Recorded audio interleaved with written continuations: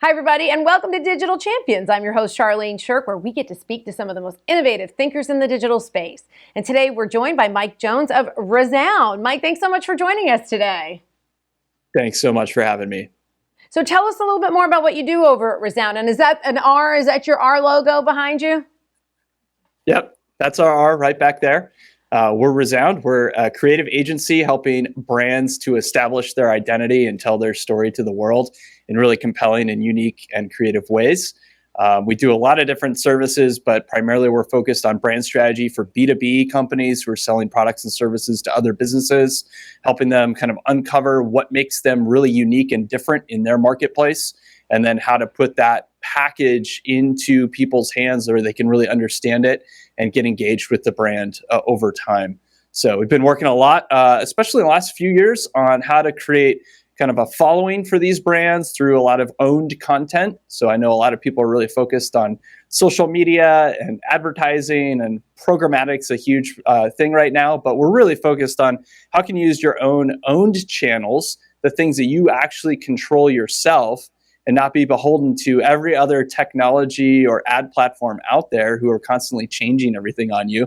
And how can you really build a following of people who are really subscribed into what you're talking about, what your brand stands for?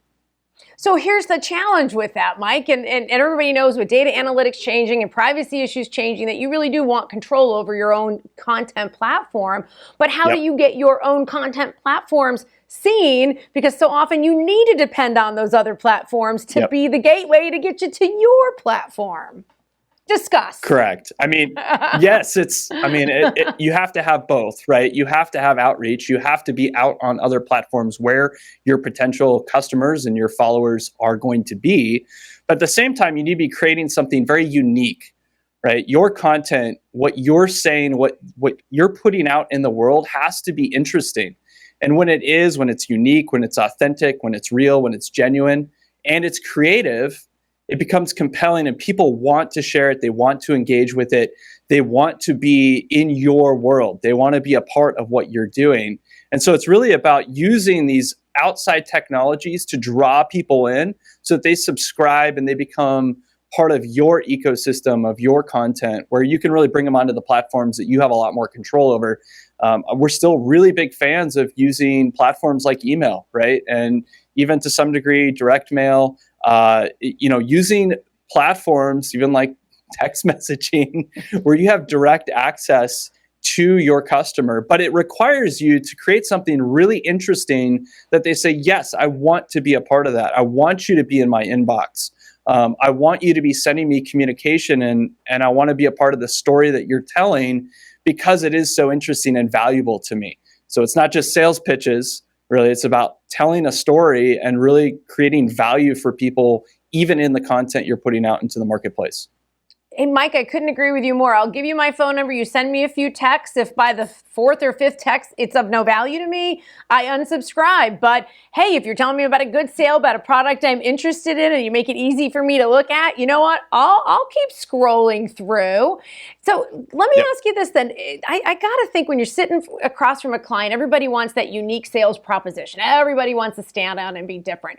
What is the number one tip that you would give, either that you give to your clients or that you would give to the folks listening and watching out here today? How do you find that? How do you drill down to that true, authentic, unique thing about you that's going to make people really interested and wanting to learn more? Yeah, I think that's a great question, because I think that's at the heart of really what branding is all about. I think it really requires some soul searching. I think it requires you to ask some questions about what you really do and what really makes what you do unique. I think that means starting with actually listening to people rather than just, kind of off the cuff thinking what you think is right.